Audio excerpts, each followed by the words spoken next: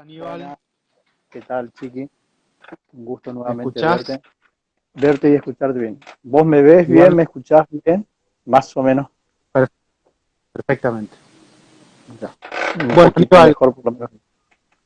bienvenido a esta tercera edición de Los Derroteros del Arte acá en Formosa. Muy contento de poder realizar esta edición número 46.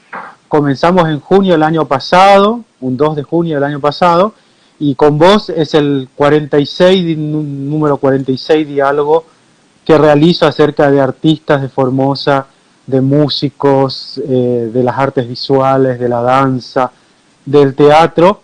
Y hoy vamos a recordar a alguien muy especial, porque también hice varios recordatorios, sería el número 17 este, si mal no llevo la cuenta.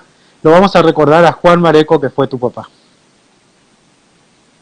Así Bueno, y primeramente agradezco a Dios que me da la posibilidad de realizar estos diálogos, de poder disponer de la tecnología, de disponer recursos, de poder hacer esto. Agradezco verdaderamente a Dios que me da la fuerza, la voluntad de poder hacerlo, y por supuesto te agradezco muchísimo a vos, Aníbal, que aceptaste realizar este diálogo.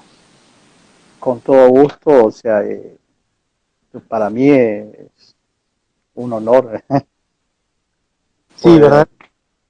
hacer esto con vos.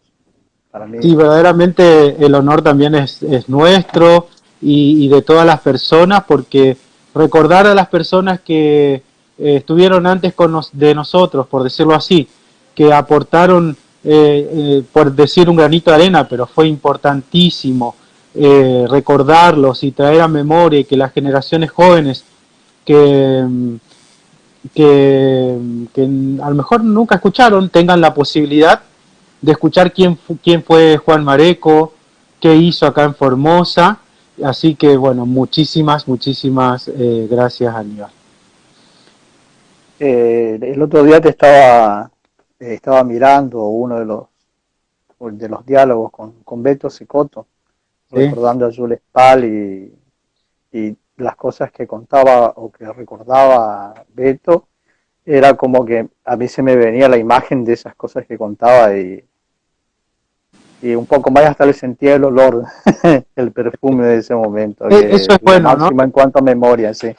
Recordar. O sea, Me permití es un casi, ratito sí, sí, dirigir sí. a las personas que se están conectando, que se están uniendo en este momento, agradecerles a ellos también que se están conectando, que se están uniendo y avisarles que pueden participar libremente de este diálogo a través del sector de comentarios o el signo de pregunta con el globito que está abajo. Me gustaría que ahí pudieran dejar sus impresiones, sus comentarios, sus preguntas y yo ahí lo puedo recuperar y publicar en pantalla. Y decirles que pueden participar libremente de este diálogo con Aníbal, porque no es una entrevista, es un diálogo ameno y muy cercano de amistad y de recuerdos en común que tenemos también con Aníbal y con su papá, y así que participen libremente de este diálogo. Y les pido que compartan, ahí tienen una flechita al costado derecho, a los que se están conectando, que compartan este diálogo entre sus contactos, así llega a más personas. Así que bueno, y de todos modos va a quedar publicado en YouTube, dentro de unos días lo voy a publicar en YouTube para que puedan acceder si hoy no pudieron algunas personas escuchar este diálogo. Me decía Aníbal que podía sentir Eh, eh, hasta el olor, o sea, es tan fuerte el recuerdo que hasta, o sea, cuando contaba cosas Beto, o sea, acordándome de eso, hasta creía recordar el olor de ese momento, o sea, el perfume de ese momento de las cosas. Y así, que bueno, eso así. quiere decir de que el recuerdo es tan fuerte que Para mí impregna. fueron muy lindos recuerdos, o sea, todo lo que tuvo que ver con mi niñez y la música y papá y las personas que conocí, o sea, el mundo de los músicos de los que siempre estuvo rodeado papá, o sea, que siempre, por lo menos a mí, me hacía participar contándome o sea, las anécdotas que por ahí sucedían en su vida de músico y todo eso yo de alguna forma fui viviendo a través de ese relato que él me hacía a mí, de las cosas que yo no pude vivir porque ya era todavía muy chico, ¿no? Ah. O sea, Y hablando de tu niñez, Aníbal, para empezar el tema, vos estabas jugando en un momento, ¿y en qué momento lo miraste a tu papá diferente con el violín y dijiste, yo también quiero tocar el violín, porque también tocaba el violín, ¿no? ¿Cuál fue ese momento que a lo mejor estimado estabas intento. con algún carrito, con algún autito, y lo viste a tu papá con el violín, que siempre lo había, pero fue un momento diferente, que No, o dijiste, sea, sí, sí, yo no recuerdo mi vida sin la música en casa, porque siempre los ensayos de la orquesta típica que tenía papá, con la que hacía tangos, se hacían en casa y todo el tiempo yo escuchaba la música en vivo, que para mí era lo más normal del mundo y después con el tiempo me di cuenta de que no, para el resto del mundo no era lo más del mundo, no es, lo que para mí era cotidiano, no, en realidad no es tan cotidiano para el resto del mundo. Pero así, la o sea, la decisión de estudiar un instrumento, no recuerdo un momento puntual, o sea, fue ya había terminado, o sea, ya era grande, ya había terminado la primaria, había comenzado la secundaria y recién ahí, o sea, me decidí un poco tarde, pero no fue como la mayoría de los que abrazan a la música ya desde antes de aprender a caminar, ya prácticamente están queriendo tocar un instrumento, están haciendo pero música. la música te abrazaba a vos desde siempre. O sea, insistió tanto que al final me cedí, al final, o sea, entre otras cosas, como te dije, o sea, que en casa siempre lo normal fue escuchar música, pero no música a través de aparatos, sino la música en vivo a través de, de la orquesta que ensayaba ahí y a veces escuchando a papá practicando eh, las obras que tenía que hacer en la orquesta de cámara, o sea, todo el tiempo siempre fue Vos escuchar fíjate, música Aníbal, en que casa. para lo que me estás diciendo, de que escuchar la música en forma natural, por decirlo así, con el instrumento en directo, hoy se volvió como un privilegio. Y lo llevan a tal punto de que es un privilegio de gente de otro sector social escuchar música en vivo. Pero lo más natural siempre fue escuchar la música en vivo, viendo el instrumento y tocándolo, palpándolo, que es una experiencia, como yo siempre digo y siempre le dije a mis alumnos y a todas personas, que la experiencia de la música en vivo es insustituible. No podemos, por más tecnología hermosa que tenemos ahora y que esto nos permite la tecnología poder estar conectados y muchas personas a la vez, que es algo muy lindo, la tecnología nunca va a suplir la música, la experiencia de la música en vivo, que es la que vos tuviste en tu niñez. Por eso siempre Sí, recomiendo a las personas, niños, jóvenes, adultos, lo que sea, cualquier edad, que si tienen posibilidad de ir a escuchar música en vivo con el instrumento sin mediada la tecnología, ojo, con el instrumento acústico y el ambiente acústico, sí. vaya, es una experiencia gratificante e insustituible. Lógico, Sí, o sea, no existe la forma de sustituir esa experiencia, que para mí era natural, yo no podía entender cómo otras personas no escuchaban la música en vivo con el instrumento ahí en el sonido natural, y después me di cuenta que no era tan así, ¿no? sí, sí. Que La fui un experiencia, privilegiado, en ese sentido tuve el privilegio de poder crecer, o sea, toda mi niñez desde que tuve uso de razón, o sea, siempre se escuchó música en casa. Me resistí hasta que al final tuve que eh, agarrar viaje en el violín. vayamos un poquito a los orígenes de tu papá. ¿Tu papá nace en Sí, Formosa o viene a Formosa? ¿De dónde no. viene? ¿Cómo Papá eran sus vino a Formosa, abuelos, por decirlo así? sí. Papá vino a Formosa en la década del 50, aproximadamente el año 57 aproximadamente. O sea, en la segunda mitad de la década del 50, o sea, de 1950. Pero él nació en Paraguay en un pueblo que se llama Itá, y que él siempre añoró, o sea, siempre tuvo su añoranza de su lugar donde nació. La tierra de uno, ¿no?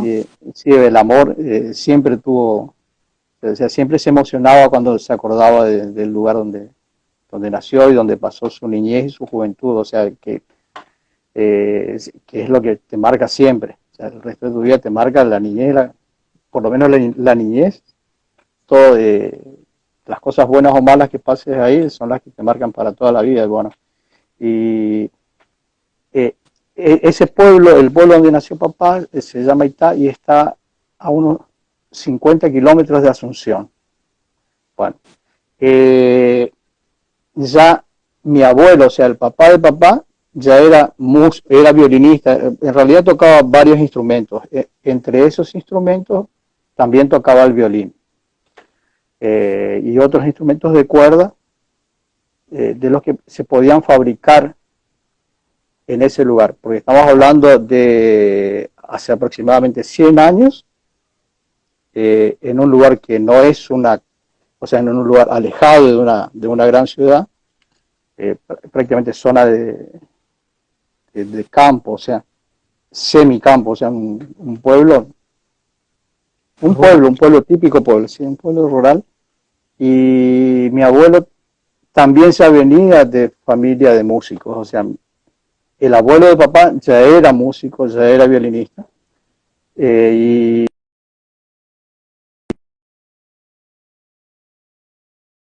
además o sea, su profesión era carpintero y además músico. Y como carpintero aprendió el arte, sería así, el arte de fabricar instrumentos musicales. Fabricaba violín, viola, contrabajo, por ejemplo. Ahí en Itá me estás diciendo, ¿no? En Itá, Paraguay, es un pueblo que está a 50 kilómetros de Asunción. 1930, 1920, de tu abuelo. Sí, porque papá nació en 1925, o sea, se están por cumplir casi 100 años de su nacimiento. Y lo que a mí o sea, me produce admiración es que en esa época la capacidad de fabricar instrumentos como un violín, una guitarra, un arpa o un contrabajo, o sea, a mí me producía admiración saber eso, o sea, que para esa época, en aquel lugar, o sea, tuvo que haberle dedicado muchísimo amor para poder con lo que se disponía en esa época, en ese lugar, fabricar esos instrumentos. Tanto es así, fíjate que, ¿te acordás de Lucio Duarte? Por supuesto. Bueno, contrabajista de la orquesta de cámara y de la orquesta típica que tenía papá, un señor contrabajista.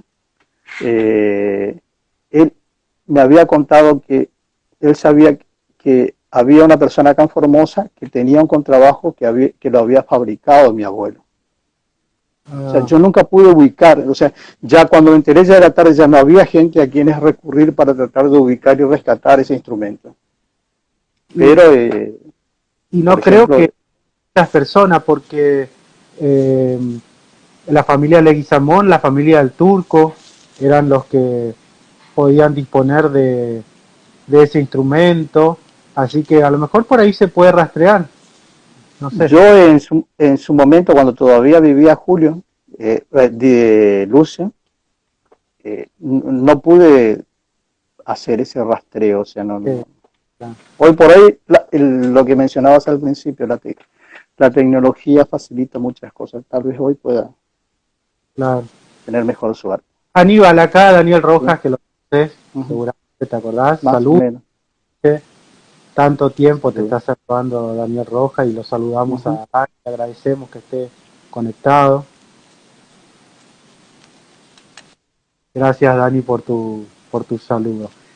Aníbal, Ya. mientras me contaba la historia de tu abuelo, yendo un poquito más atrás, tu abuelo nació en Paraguay, ¿sabés, tenés ese dato o vino de inmigración? Sí, nació en Paraguay. Ya, más atrás de mi abuelo ya no tengo información confiable, por lo menos, o sea, así verificable. No tengo mucha información. Hasta ahí es donde, de las cosas que papá me contaba, o sea, de Tu ahí es abuelo lo que recuerdo. aprendió a reconstruir los instrumentos. O sea, hay una No a, tradición sí, quedando no a a reconstruir, a construir. construir, sí. Hay una tradición que se fue heredando y a lo mejor tiene que ver con la tradición europea de los luthiers italianos o europeos que fueron transmitiendo a sus hijos y a lo mejor viene ahí la cuestión, ¿no? Entonces Por por ejemplo, ahí, esas cosas papá ya me contaba de cuando yo era, o sea, cuando yo era chico, era un niño. Y fíjate que entre las cosas que me contaba papá, yo me admiro hoy, o sea, a mí me produce admiración, que yo me enteré de la construcción en las misiones jesuíticas de los cañones de madera, ¿sí? de que construían cañones de madera, yo me enteré a través de papá, no de los libros. Claro, Y papá se enteró no a través del libro, sino que porque también le contaron a él. O sea, después cuando aparece la película La Misión, veo eso y, oh, alguien me contó sobre esto antes. Bueno, cosas así siempre me produjo admiración y curiosidad por... y a su vez tu papá cuando viene a instalarse a Formosa en la mitad de la década del 50 sigue con esa tradición de lutería porque eh, me acuerdo de comentarios de instrumentistas acá que le llevaban su violonchelo, su violín a que tu papá le retoque, ¿no? O le acomode o le Sí, arregle. era, era como como forzado por la necesidad, porque como no había a quien recurrir, algún profesional en ese arte, o sea, había que arreglárselas como con lo que había. Y como también tenía algunos conocimientos de carpintería, porque el papá, o sea, mi abuelo era carpintero, él vio toda su niñez, vio trabajar la madera, y aprovechando un poco ese conocimiento adquirido, es que hacía lo que podía por los pocos recursos con que se contaba. Acordate que en la década del 50 Formosa era un pueblo grandecito, más no era una ciudad, no, todavía no. Y bueno, entonces él vino ahí, empezó a tocar con las orquestas que ya existían, ¿eh? Claro. Con las orquestas que ya existían, y hasta que a principios de la década del 60 él termina, o sea, armando su Claro. orquesta propia con la que hacía tango, polka y bueno, lo que sería el folclore de acá de la zona. Claro. Aníbal, Ah, sí, sí, te escucho, antes que se te pierda la idea. no, Sí, no, porque, entonces papá en su pueblo, ya desde niño, ahí sí, o sea, a él le hicieron estudiar el violín y comenzó tocando con la orquesta de su papá, o claro. sea, de mi abuelo. Un poco para aprovechar la atracción de un niño tocando ese instrumento. O sea, era precoz en eso en cuanto a la ejecución de instrumentos, tuvo habilidades precoces. ¿Sí? Y Y tu abuelo era orquesta típica paraguaya, tocaba música paraguaya sí, o tocaba tango, ya tocaba tango porque también le gustaba mucho el tango y estaba de moda en esa época. Tango, por supuesto la música folclórica del país y de la zona, o sea, la polka. Y recuerdo que papá me contaba de que hacía jazz. jazz. O sea, eso es lo que me contó. Que me llamó la atención a mí en esa época, en ese lugar, que alguien hiciera ese tipo de música. Aníbal, si Y sí, me voy el mate, yo estoy acá con aire acondicionado, por eso si me permitís me voy preparando y te quiero contar algo. Yo tomé sí, conciencia de la existencia de tu papá. Si bien yo estuve en la orquesta de cámara tocando un tiempo, cuando tenía 11, 12 años ingresé con la flauta traversa, y había un montón de músicos, gente grande, mayor, desconocida, que yo, un pibe, un adolescente, con mucho respeto me movía y bueno, eran todos desconocidos. Pero tu papá emergió de ese conjunto de personas maravillosas cuando tocó el concierto en re mayor de Antonio Vivaldi, el famoso tatán, tatán, taratán. Sí, el que él llamaba Antoñito ahí, porque es un diminutivo en el idioma guaraní, es un diminutivo, o es un sufijo y diminutivo. Por Y eso, ahí creo que hasta Alegre la llamaba Antoñito ahí. Ahí tu papá emergió del conjunto de las personas como lo pude identificar, y ese concierto lo conocí a través de él. Yo fui conociendo conciertos, escuchando, pero lo conocía en vivo, tocado por él, y es algo, un recuerdo que siempre lo tengo muy presente en mi memoria, cuando en un momento alegre, el director de la orquesta en ese momento, te estoy hablando de años 84, 85, se ensayaba en el salón de arriba de Don Bosco, por la avenida 9 de Julio, acá en Formosa, que prestaban para el ensayo de la orquesta, y él se paró al lado del director como solista y empezó a sonar este concierto maravilloso que yo verdaderamente hasta el día de hoy me deleito en escucharlo y me trae hermosos recuerdos, no solo de mi de adolescencia con la música, sino de la persona maravillosa de Juan Mareco, que fue tu papá, verdaderamente. Gracias, Chiqui. Yo recuerdo ese concierto y también el concierto de Bach para dos violines. El re menor. El re menor, sí. Que era un poquito difícil, estaba medio con, no era una obra muy fácil de tocar, y yo tengo, o sea, todavía te juro que me suena acá a papá ensayando su parte En tu caso. de ese concierto. Sí, que lo hizo con Roberto González. Claro, con Roberto Lo hizo González. con él. González, sí, que el año pasado también estuvimos conversando con él. Viste que en un momento dijiste que tu abuelo, en la orquesta que manejaba tenía tu abuelo, lo exhibió, por decirlo así, con esta palabra, Sí, tu papá como un niño talentoso. sí, así es. A los pies de tu abuelo, o la formación que podés recordar que tuvo tu papá en el violín y en la Bueno, música, fue algún conservatorio ahí? En Itá ahora creo que está el famoso conservatorio Herminio Jiménez, que saca excelentes músicos, y creo que la semana pasada estuvo realizando el concierto de clausura con un repertorio muy lindo. Subieron fragmentos a Facebook, y está el famoso conservatorio Herminio Jiménez, creo en Itá, si mal no me equivoco, me puede corregir alguna persona de allá, de Itá, de Paraguay, que hay un hermoso conservatorio que saca excelentes músicos que nutre el Paraguay de músicos. O sea que hay una cuestión ahí que ahora estoy relacionando con lo que vos me estás contando, ¿no? yo, por lo que me contaba papá, que, o sea, las primeras notas, o sea, empezó a tocar ahí, un poco leyendo o deletreando, y otro poco de oído, como decían. Ah, Y después sí tuvo una formación de conservatorio en Asunción, o sea, ya en su adolescencia y juventud fue a estudiar formalmente música. Eh, Estudió algunos años y después de eso sí ya salió al mundo a trabajar y a ganarse la vida como músico. Y así ah, fue que después viajando con diferentes orquestas, porque la vida, por lo menos en aquella época, del músico era un poco nómade, ¿sí? Un poco nómade, o sea,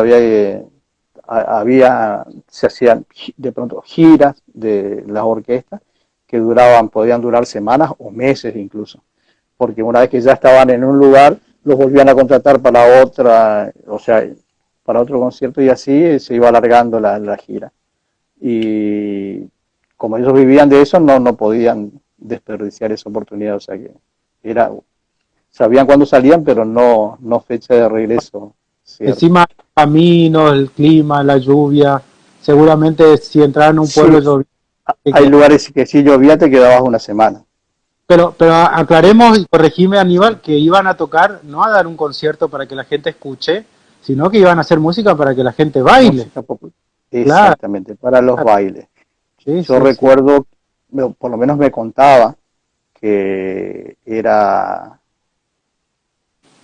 o sea, la vida normal era tocar en lo que le llamaban pistas de baile, como por ejemplo los clubes de fútbol, o sea, Patria, San Martín, Sol de América, estoy hablando acá ya a mediados de los 60, o lugares como el Palenque, el Cabildo, o sea, no voy a poder mencionar a todos sin olvidarme de alguno, porque son muchísimos lugares, porque era lo normal para escuchar música, era la orquesta en vivo. Y, claro. y también los viajes al interior, que consistían en ir al interior y si te tocaba una lluvia te quedabas una semana más. O sea, era claro. Así. En Formosa hasta hoy en algunos lugares sigue siendo así.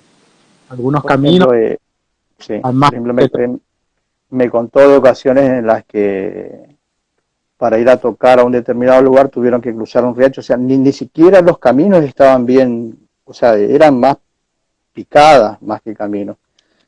Y para cruzar un riacho tuvieron que, o sea, juntaron 2 canoas para poder hacer pasar el piano, o sea, meterse por esos lugares, con eso, todo eso, toda una odisea. Dentro de un ratito vamos a hablar del piano, porque llevaban a cuesta el piano, ¿sí? Así que vamos a hablar del ratito. Llevaba.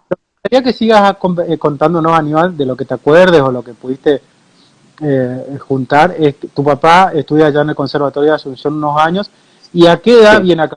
Me dijiste mediados de 50 y en adelante, 55, 57, pero ¿qué edad tenía él cuando llega acá a Formosa? O sea, más o menos 20 años. O sea, primero vino con las orquestas que venían a tocar en principio a Clorinda, y de ahí a veces pasaban hasta acá, hasta Formosa, y a veces hasta más al sur, o sea, o lugares del interior de Formosa. Que era la vida normal del músico, o sea, como te dije, era nómade. Era donde había trabajo, ahí se quedaba. Pero sucedió que acá no fue trabajo lo que encontró, sino que encontró a mamá. Claro. Se terminó quedándose acá. Eso lo terminó anclando en este lugar. Gracias para mí, gracias a Dios para mí. Bueno, y como te dije al principio, toca con otras orquestas. No quiero ni siquiera mencionar porque no me quiero olvidar, o sea, los nombres que yo recuerdo me vienen a mi cabeza, claro. O sea, Romanito, Gandini, sí. O sea, los Pereiros, todos los Leguizamón, que eran 7 hermanos que eran todos músicos. Uno de esos hermanos fue pianista de su orquesta, Chiquito Leguizamón, no sé si llegaste a conocerlo. Yo me percaté de la cuestión de la familia Leguizamón, que con el diálogo con Roberto González, los diálogos de los músicos están todos interconectados. De alguna manera, los diálogos están todos interconectados. Y él termina siendo una sola historia en la que están todos los conocidos. Roberto González, el papá de Roberto González, los hermanos, o sea, todo es una gran familia en cuanto a músicos populares, y son personas que yo veía, o sea, todo el tiempo acá en casa, y si hay gente que amaba la música y era capaz de pagar para tocar, no hacía falta ni que le paguen, o sea, eran esos músicos populares. Y algunos no tenían formación así de conservatorio, o sea, no tenían educación formal en música, no leían partitura, pero fueron músicos excelentes, o sea, increíbles, pues yo los escuchaba. Y no puedo creer que esa gente no estudió formalmente música, y por cómo tocaban, y no sé si es talento natural, pero hay gente que nació para hacer música y otros que no. Sí. Bueno, esa parte de la partitura sí, la partitura no. Creo que tenemos que superarla, que sabemos que un músico va más allá de la partitura, ¿no? Si bien la partitura es una herramienta muy necesaria y válida, pero la música no termina en la partitura, la música va mucho. Pero no es suficiente con eso. no es suficiente Ah, con sí. esa formación. O sea, yo vi y yo conocí a esos músicos, pero de genio. O sea, Ah. músicos, verdaderamente músicos, de alma de la música. Muy buenos músicos, Y tu excelente. papá se instala acá con 20 años, re joven, enamoradísimo, como suele pasar, ¿no? O enamoradizo a esa. Claro, y se ¿Sí? establece. ¿Y qué hace primero? ¿Pone trabajo de carpintería o el trabajo de música? Porque No, pone... porque él sabía de carpintería, Mm, pero no era su profesión. Sabía de carpintería porque en su casa había una carpintería que era la del abuelo sí, sí, sí. eh, ¿Cómo se llamó tu abuelo? eh, Galo, Galo Ah, Mareco. Galo Mareco, Galo. Galo Mareco en el pueblo de Itá, Paraguay, es uno de los fundadores de lo que hoy es un equipo un equipo de fútbol que se llama Sportivo Iteño. Mm, Galo Mareco es uno, o sea, mi abuelo es uno de los fundadores de ese club. Y papá me contaba que en sus orígenes ese club, el que después pasó a llamarse Sportivo Iteño, que hoy existe, tiene una cancha, un bonito, muy bonito estadio ahí en la ciudad de Itá, eh, antes se llamaba, o sea, nació con el nombre de Sport Músico. Y era el grupo de de músicos. la mayoría músicos que terminaron organizando ese club o equipo de fútbol. O sea, hoy existe un equipo de fútbol en Itá, Paraguay, que fue fundado entre otros, mi abuelo Galo. Bueno, entonces tu papá aprendió de la cotidianidad del abuelo Galo ahí en la casa Sí, y, la y, parte de carpintería. y hace, o se dedica a la música o como así. No. Además de la música, porque el abuelo Galo los preparó con este pensamiento, o sea, con esta visión. Era prepararlos, darle las habilidades para poder sobrevivir en cualquier lugar del mundo, decía, le exageraba un poco. Bueno, ¿cuáles son los oficios universales? La música es un oficio universal en cualquier lugar del mundo. Y, y después eligió otros dos que también son universales, por ahí tienen sus más particularidades diferentes, como también la música, pero como lo son eh, la peluquería, porque decía que la gente siempre va a tener la necesidad de cortarse el pelo, ¿sí? Porque no para de crecer el pelo. Entonces, en cualquier lugar del mundo se va a tener, va, va a hacer falta alguien que corte el pelo. Y después también algo más práctico, o sea, más pragmático, es la zapatería es de reparación de calzado, o sea, de remendar el calzado. O sea, los preparó de, con lo que él podía, o sea, con lo que estaba dentro de sus posibilidades. No estaba dentro de sus posibilidades darle una formación universitaria, pero sí algún oficio o profesión como para poder ganarse la vida en cualquier lugar y en cualquier situación. Esa es la historia de Y él viene acá y comienza a trabajar de, como, de como, como músico, bien. pero como es irregular el ingreso como músico, o sea, por ahí llovía un fin de semana y nos quedamos sin comer si es que no tenía otra profesión. Y bueno, la otra profesión era zapatero. Eh, a la peluquería no se dedicó. Acá, mi tío, el hermano de él sí, el hermano de él sí se dedicó a la peluquería. Es más, quedan sus hijos y nietos, se siguen dedicando a la peluquería. O sea, Sí, eso en entra cuanto a profesiones. de peluqueros. Entonces tu papá viene y ya se inserta en la vida musical de Formosa, porque ya era Sí, es conocido lo primero que, sí. O y vino a tocar varias veces. sea, ya había venido, anteriormente ya había venido varias veces como a tocar con diferentes orquestas, o sea, como integrante de diferentes orquestas. Nada más que acá, ya después de un tiempo, lo que hizo fue formar su propia orquesta. Y bueno, fue aproximadamente en la primera mitad de la década del 60 fue. Y entre los primeros integrantes, a ver, estuvo también Roberto González. entre los primeros integrantes de la orquesta de él. como Yo mentor. recuerdo. Sí. Entonces Él, forma como su eran orquesta. todos amigos, Claro, sí, el papá de Roberto González era amigo de papá y de ahí es que todos tenían relación y por eso se daban esas cosas. ¿te acordás cómo se llamó esa primera orquesta que formó tu papá, Aníbal? Es la misma, orquesta típica de Juan Mareco. Desde el primer día hasta el último día se llamó así. Y los Integrante, integrantes, Roberto. Roberto, a ver, no me quiero olvidar de los músicos, se van a decir, los que se van a enojar. O sea, Vidal, Mingo Rey, ¿lo ubicás el cantante Mingo Rey? No, ya, Blas Rojas,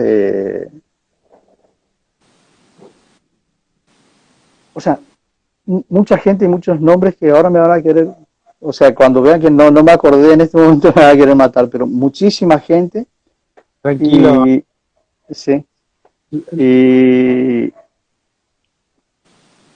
de ellos, o sea, los que perduraron en el tiempo fueron, por ejemplo, Lucio Duarte en el contrabajo, Chiquito Leguizamón en el piano, en el bandoneón yo recuerdo a Martín Ledesma, de acá del barrio San Miguel, a Tito Gauna, gente que hace poco se fue, bueno, falleció, guitarrista. Yo los conocía por el apellido, ¿no? O sea, Claro, sí. y otros músicos, o por el apodo. Claro, la apellido. Sí, sí, sí, sí. ¿Y esa orquesta cuántos años funcionó? ¿Hasta qué año más o menos? Formalmente, hasta mediados de la década del 80 todavía trabajaban, tenían algunos trabajos, tomaban algunos trabajos. Ya la década del 90 termina disolviéndose porque ya las costumbres ya no permitían que sea viable una orquesta así, mantener una orquesta así. O sea, las costumbres de la gente. Se me cortó acá. Ya. Porque antes se hacía lo que llamaban bailes en diferentes lugares como clubes de fútbol, pistas de baile propiamente como la de Pista del Pajarito, como te dije hoy, el Palenque, claro, bares o restaurantes.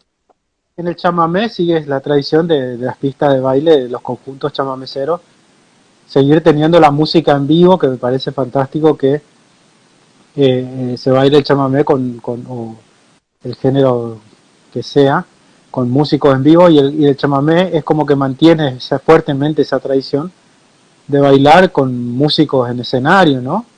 Y por eso perduran ciertas pistas, pero como decís, se va perdiendo esta cuestión.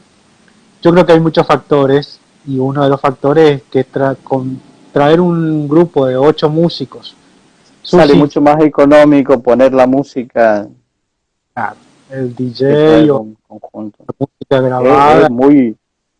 Es muy caro pagar una orquesta. Es algo caro, no es algo barato. Claro. Y de muchas, porque ¿qué pista de baile tenía un piano? Usted tenía, tu papá sí, tenía que transportar el piano, o sea, lo mismo pasaba con de Pereiro, Pereiro. Otro gran músico, amigo de papá, o sea, tan lindos recuerdos tenemos de tan buena persona, todo un gran personaje, un gran músico y una mejor persona todavía, Julio. O sea, sí. Toda esa gente que yo conocí a través de él eran personas admirables y yo siempre a papá le escuché hablar cosas buenas de esa gente. O sea, por eso la admiración a mí todavía me sigue y hasta el día que me muera me va a seguir la admiración por esas personas. Mirá lo que me decía Aníbal, sí, que es importante eso. Todas las personas, todos tenemos cosas buenas y tenemos cosas malas, todos hacemos cosas bien y todos hacemos cosas mal. Pero lo importante es que la otra persona siempre recalque lo bueno, mire lo bueno y transmita lo bueno de la otra persona. No, pero fíjate, te doy El tema de una anécdota. es Te doy una importante. anécdota con respecto a eso. Hay una anécdota para que puedas pintarlo, papá, de cómo era la estructura interna de su pensamiento. Resulta que una vez a uno de sus músicos le costaba, había una parte, un pasaje que le costaba mucho. Y como los ensayos se hacían en casa y papá se ocupaba de tenerle la paciencia para enseñarle hasta que pueda sacarlo bien. Y hasta yo, cansado de tanto, de tanta dificultad, o sea, de lo dificultoso que era para ese músico sacar ese pasaje, después yo le digo, pero ya después le hago un comentario, sí, pero con buena onda, ¿no? Sí, con buena onda, le hago el comentario, sí, pero y fulano, ¿por qué le cuesta? ¿Por qué, si vos ves que le cuesta tanto, no te conviene, o sea, bueno, resignarse, o sea, darse por vencido o buscas otro músico si quieres hacer esa obra o hacer otra obra? Y entonces, para que veas la estructura de su pensamiento, me dice, sí, es cierto lo que vos decís, pero me dice un poco en castellano y un poco en guaraní me habla. Es cierto lo que vos decís, pero cuando vamos a tocar, él hace exactamente lo que aprendió, lo hace perfecto. Lo que aprendió, lo aprendió para siempre, y la palabra él no chuchea, es decir, es un poco guaraní, o sea, no chuchea, no tiene miedo, no es que tiene miedo y no tiene pánico escénico. Claro, y lo que se le enseñaba, así en el público haya una persona, no haya nadie, o haya 1 millón de personas, él tenía la seguridad de que era una máquina, que lo hacía exactamente. Bueno, entonces él lo que veía era lo bueno, lo que tenía de bueno esa persona. Y me lo dijo con la tranquilidad que lo conocéis, de tranquilo, pausado.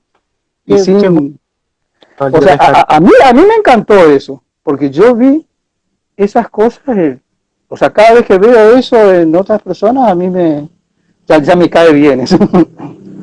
Claro, mira, me hace acordar de muchas cosas y muchas cuestiones, ¿no? Eso, tu papá siempre era una persona que bendecía, en cierto sentido, porque bien. Sí, terminó diciéndome también una vez que si vas a hablar alguna vez de otro músico, que sea para hablar bien.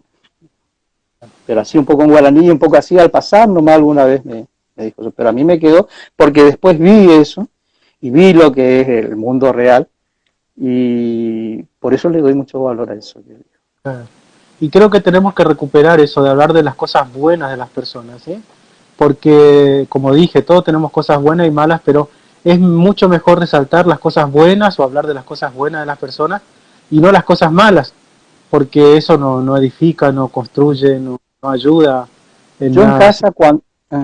En casa cuando venía a visitarlo su amigo Lucio Duarte, yo los escuchaba hablar, y a papá hablar con admiración de otros músicos, algunos que no sabían leer música, pero hablaba con admiración de ese músico, de lo que hacía.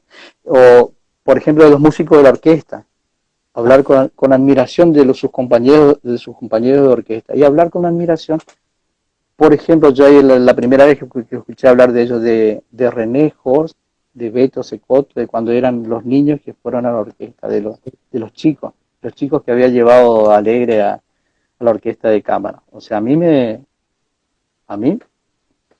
eso a mí me marcó, o sea, porque no era algo que le salía así sin querer, sino que la estructura de su pensamiento interno, como digo yo, estaba direccionada en eso. Valores que tenía tu papá, que lo aprendió. A ver, seguro. De esa orquesta, de la orquesta de cámara, de los chicos de la orquesta de cámara, siempre lo escuché hablar bien, no sé si no era, para mí eran perfectos, después los conozco, pero por cómo hablaba papá, eran personas perfectas, eran la perfección. pero él hablaba como músico y de la admiración, y le salía esas cosas de la admiración que sentía por otros músicos. Por ejemplo, te doy otro caso. Al principio, cuando se crea, en los primeros tiempos de la creación de la orquesta de cámara de la provincia, en el año 72 más o menos fue, venían músicos de otras provincias a tocar, venían a los ensayos y a las actuaciones. Estaba, como por ejemplo, el director Bonet Müller, o sea, Guillermo Bonet Müller, un personaje que papá siempre me hablaba de él hasta que un día lo conocí, pero lo conocí en una estación de servicio cuando íbamos a pescar con papá y me dice, porque ve a alguien en la estación de servicio de Carlos Hiddleston acá. Claro. Y se saluda, se extraña así, como que no lo reconoce, después se extraña y se acercan a saludarse. Y yo pensé que eran viejos amigos, no sé, amigos de la infancia, porque era una persona que bajó de un auto, nosotros íbamos con el jeep para pescar. Papá todo con ropa para ir a pescar, el pantalón remangado, la ojota, todo eso. Se acerca y yo vi cómo se saludaron y yo noté aprecio mutuo en ese saludo. Un señor que tenía el saco en la mano, la camisa blanca, o sea, el traje, el smoking, y después me dijo, o sea, que se quedaron conversando un rato ahí hasta que se fue, porque había parado a cargar nafta también, Guillermo Bonet Müller, en viaje hasta Asunción para tomar el avión para ir a dirigir una orquesta en Estados Unidos. O sea, al día siguiente o esa noche tenía que dirigir una orquesta. O sea, pero papá me lo saludó así, papá estaba totalmente, o sea, bien de entre casa, y semejante músico, después me enteré de lo que era. Flor de músicos, qué bárbaro. Müller, la hija, dialogué así como estoy hablando con vos, con la hija de Guillermo Bonet Müller en octubre del año pasado. Está disponible. De las cosas que hablaba papá y, o sea, maravillas hablaba de los músicos de sus compañeros de orquesta. Maravillas hablaba, siempre lo escuchaba. Después, otro caso. Estamos ya 49 minutos de diálogo. Pasa muchísimo. Es cortito, demasiado corta. Quedarán muchas cosas para hablar, pero este comienzo de poder recordar a tu papá y que quede esto registrado para que algún día alguien siga recuperando la historia musical de Formosa, esta otra historia, porque hay muchas historias musicales de Formosa, esté registrado y pueda hacerlo. Vos mencionaste la orquesta de cámara, mencionaste el conjunto de Juan Peco, ¿y qué otro conjunto tocó tu papá? Bueno, algo muy importante, algo muy importante, o sea, yo creo que saber a dónde va. Muy importante, que fue el antecedente inmediato a la orquesta de cámara de la provincia, a lo que fue la orquesta de cámara, la creación de la orquesta de cámara de la provincia, el antecedente inmediato es el que se dio con la Orquesta de Música Popular de Formosa, así se llamaba. Juan Palancio Sapiola. Sapiola. Juan Palancio Sapiola lo dirigía. Y estaba compuesta, o sea, reunió junto a músicos que sabían leer con músicos que no sabían leer, trajo algunos refuerzos también por ahí para ayudar, pero la mayor parte de los músicos eran músicos de acá, locales. O sea, esa es la parte valiosa de lo que hizo este señor, Sapiola, que también, o sea, que era amigo del por entonces gobernador, o sea, él vino como amigo del por entonces gobernador de la provincia de Formosa, el coronel Sosa Lapría. Él lo había traído a Sapiola, porque era su amigo de la infancia. Y entonces acá le dio toda la logística para que pueda crear esa orquesta, formar esa orquesta. O sea, la logística es el money todos los recursos logísticos. Eso y todo el mundo, no sé si sabías, seguramente que sí. Esa orquesta fue Radio El Mundo, la Orquesta de Música Popular de Formosa. Yo hace un tiempo le entregué algún material a María Inés Villada, que estaba haciendo un trabajo, un trabajo sobre esa orquesta. Y yo de casualidad tenía material de grabación de audio de una actuación en Radio El Mundo. Y después tengo todas las anécdotas del viaje o de los viajes que hicieron con esa orquesta. Con respecto a este señor Sapiola, que era director de la orquesta, y del que seguramente más información precisa porque lo estudió al tema, debe tener María Inés, debe tener, porque tengo entendido que también habló con la hija, que es la que todavía vive, la hija de este señor Sapiola, porque había, o sea, le gustaba la música, era creo que director de orquesta, pero también estaba muy relacionado con todo lo que tenga que ver con el arte, entre esos el cine.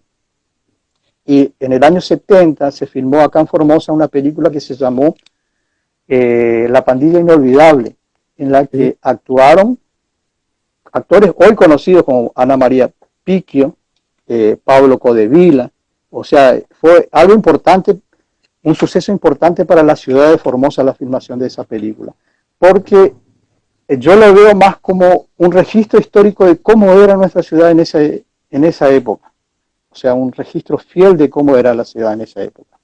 Ahí actuaron, por ejemplo, además de actores locales que hacían más que nada de extra, también cantó King Clave en esa película, y tengo entendido que el acompañamiento en los temas de King Clave, no sé si fue hecha, tengo entendido, pero no tengo cómo corroborar eso, por músicos de acá que eran los de la orquesta de música popular. Sí, también había músicos de ahí. Pero ese es el origen, o sea, sí,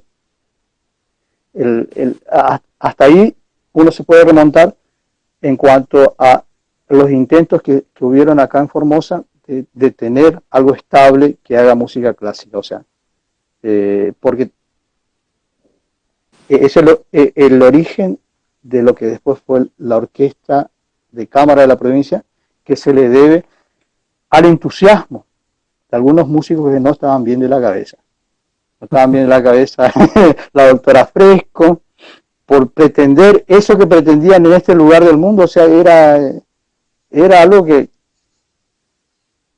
muy poco, o sea, solamente unos soñadores se podían imaginar algo así. Y se ve que eran muy soñadores. Y tenemos la responsabilidad en este tiempo de seguir intentando el sueño de esa gente, o sea, de la doctora Fresco, del doctor Popovich. Vi un reportaje de Jules Spall, a ver, Zapata, que es el que se movía todo, el que tenía los contactos, o sea, si no hubiera estado esa gente en ese momento, acá jamás hubiera hecho nada, no hubiera habido antecedentes de nada, ni del Instituto de Música, ni de nada, o sea, todo eso existe gracias a esos soñadores de esa época que sin darse cuenta de lo delirante que era, o sea, se imaginaron eso que hoy es una realidad. O sea, por lo menos la actividad musical en Formosa, y muchos de nosotros tuvimos y nos pudimos desarrollar en la música gracias a esos sueños locos de esa gente de esa época. Y yo sigo soñando con una gran orquesta sinfónica completa en Formosa, con músicos de donde sea, pero que tenga Formosa una orquesta sinfónica, porque es la única provincia que en la región que no tiene su orquesta sinfónica. No cuenta con una orquesta estable. Estable, con escalafón, con músicos pagos como se debe, con concursos institucionalizados, sí. Claro, con concursos para directores, y creo particularmente que no es que no se tenga porque no se puede, sino porque verdaderamente no se quiere tenerlas. Y insto a las personas que tienen la posibilidad de hacerlo que quieran tener. Que Formosa... Bueno, se necesitan esos soñadores para juntar las voluntades para poder direccionar el esfuerzo. Sí. Esfuerzos por separado o voluntades por separado no sirven. Hay que organizar eso, tiene que estar organizado para que tenga más efecto. Fíjate, por ejemplo, o sea, una sinfónica. Los músicos que vinieron al principio, en la década del 70, yo recuerdo que papá me contaba que él se iba temprano al ensayo porque el colectivo en el que venían ellos del Chaco, de Corrientes, llegaba 1 hora antes o 2 horas antes. Y entonces papá se iba temprano al ensayo, 1 hora o 2 horas antes, para poder hablar y conversar con esos excelentes músicos. Te estoy hablando del nivel de Juncosa, Moreno.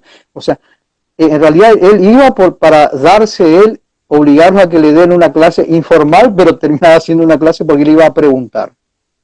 Estamos hablando a lo mejor A, que esta a, a sacarle conocimiento a eso para sacarle el jugo a esos que venían. Pero totalmente. excelentes músicos, de primer Vos, nivel mundial, ¿eh?